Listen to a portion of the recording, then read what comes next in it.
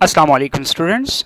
Welcome to online sport program F6 Fort Road Rawalpindi. I am Muhammad Wakas, computer science second year. Dear students, today I am answering your queries that was in your previous lecture. First of all, variable. कई students ने inbox में और इस तरह से कुछ questions किए the variable से रिलेटेड। वेरिएबल क्या होता है और एज़ पर डेफिनेशन स्लाइड के ऊपर आप लोगों को शो भी हो रही है कि variable is a name of memory location और memory that is used to store program data input और it is variable is created in RAM. So student, ये तो जनरल इन्फॉर्मेशन जो कि आपके सामने स्लाइड पे शो हो रही है, बट अगर इसको इस तरीके से समझना चाहें कि वेरिएबल है क्या, तो अपने स्टूडेंट्स को मैं लाइव एक एग्जांपल देता था बॉक्स की। आपके पास एक बॉक्स हो तो बॉक्स के अंदर बेसिकली आप क्या कर रहे होते हैं, एक कोई भी चीज़ अपने पास स्टोर कर रहे होते हैं।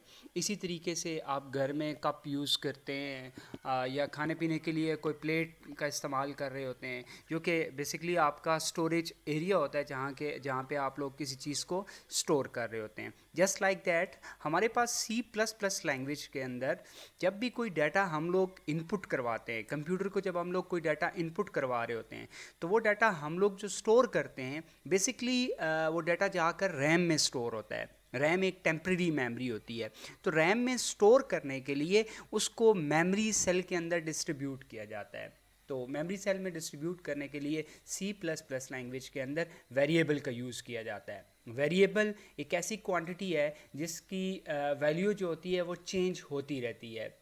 हमारे पास वेरिएबल को रिप्रेजेंट करने के लिए वेरिएबल के कुछ नेमिंग रूल्स हैं। उन नेमिंग रूल्स को हम लोग सामने रखते हुए हम लोग वेरिएबल को अपने पास स्टोर कर रहे होते हैं। डिटेल से जो है ना, ये लेक्चर प्रीवियस लेक्चर में ये डिटेल से बताया जा चुका है, बट कुछ क्यूरीज थी स्टूडेंट की वेरिएबल्स को समझने के लिए। होप सो आप लोग अंडरस्टैंड कर चुके होंगे। हमारे पास वेरिएबल को रिप्रेजेंट करने के लिए कुछ एग्जांपल्स भी मौजूद हैं। A few examples are given. First of all, int a equal to 50. Here int is a data type used for variable. Int data type, what is a data type? Data type already discussed in previous lectures. Here simply मैं आप लोगों को just बता देता हूँ कि हमारे पास तीन तरह के डाटा टाइप्स होते हैं, जिसमें हमारे पास इंटीजर डाटा टाइप होती है और फ्लोटिंग पॉइंट डाटा टाइप होती है और कैरेक्टर डाटा टाइप होती है।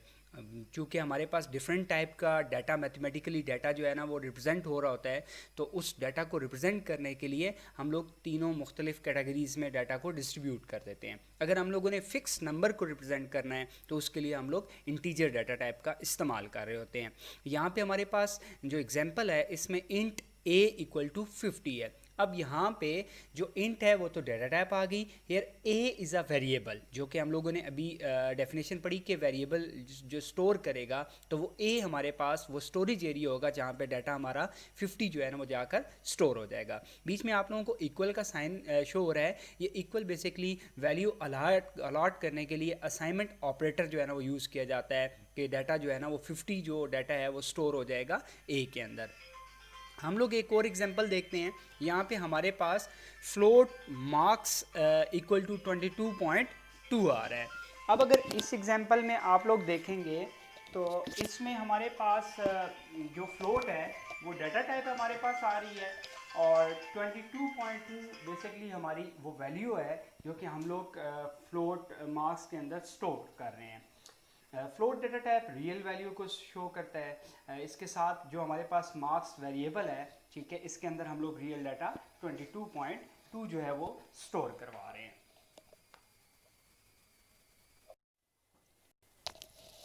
स्टूडेंट, हमारे पास कुछ और क्यूरीज थी जिसमें valid and invalid variable numbers का डिफरेंस दिया गया था। एक असाइनमेंट दी गई थी और स्टूडेंट्स को कुछ कन्फ्यूजन भी हुई, तो उससे रिलेटेड मैंने एक स्लाइड तैयार की है। फर्स्ट ऑफ ऑल हमारे पास एक वेरिएबल था area. Area is a valid variable or invalid variable. For specifying in variable naming rule, according to the naming variable rule के मुताबिक जो है वो area जो है वो valid name है, because के हमारा जो भी variable name होता है it will start from alphabet। तो इस रूल के तहत हम लोग कह सकते हैं कि एरिया एक वैलिड वेरिएबल है।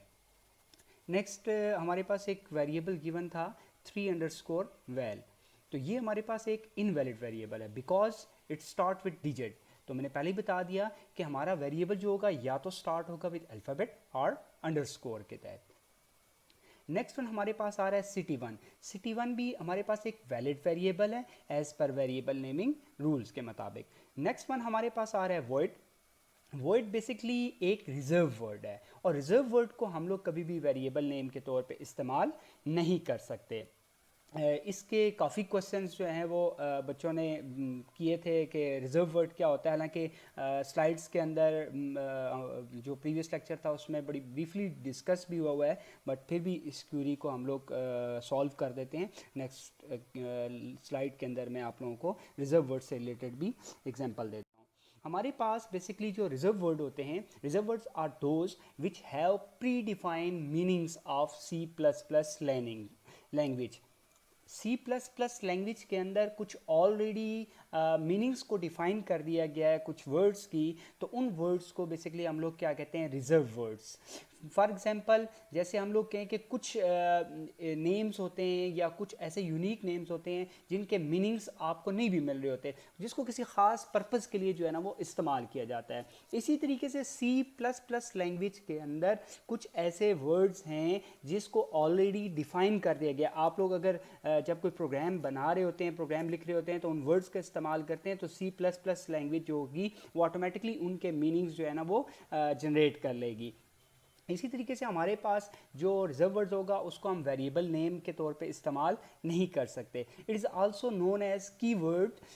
और कुछ रिजर्व वर्ड्स की जो एग्जांपल्स हैं वो बुक के अंदर गिवन है, जो सेकेंड ईयर की कंप्यूटर की बुक है, बट फ्यू एग्जांपल्स जो हैं वो यहाँ पे स्लाइड में भी शो हो रही हैं। जैसे आप लोग देख सकते हैं void, main, if, do, these all are called the reserve words. Reserve words जो होगा वो किसी स्पेसिफिक पर्पज़ के लिए हम लोग यूज़ करेंगे। और याद रखिएगा कि C++ लैंग्वेज जो है वो केस सेंसिटिव लैंग्वेज है। तो केस सेंसिटिव होने की वजह से जो कैपिटल लेटर होता है उसके अलग मीनिंग्स होते हैं और जो स्मॉल लेटर होता है उसके अलग मीनिंग्स होते हैं। जब भी कभी आप वेरिएबल नेम अलॉट करेंगे किसी भी डाटा को, तो याद रखें कि आप लोगों ने अगर कैपिटल नेम रखा है तो आप लोगों ने कैपिटल ही रखना है, स्मॉल रखा है तो स्मॉल ही रखना है। यहाँ पे एक क्यूरी थी स्टूडेंट्स की कि जी कि यहाँ पे जो लिखा हुआ है वर्ड जो है ना, वी तो कैपिटल है, ठीक है, तो रिजर्व वर्ड जो होता है वो स्मॉल होता है। तो समटाइम्स ये होता है कि जी कि जब आप लोग टाइपिंग कर रहे होते हैं तो उसमें मे भी जो आप लोगों का फर्स्ट वर्ड होता है वो कैपिटल आ जाता है, तो वो एक अलग सिनेरियो है। But as per book review मैं आपको फिर से बता देता हूँ कि हमारी जो C++ लैंग्वेज है वो केस सेंसिटिव है। ठीक हो गया। जो हमारे रिजर्व वर्ड्स होते हैं वो अमूमन हम लोग स्मॉल लेटर्स में ही लिखे जाते हैं, स्मॉल लेटर में ही लिखते हैं।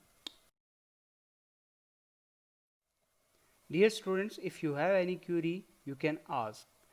Thank you for watching video. Best of luck. Allah Hafiz.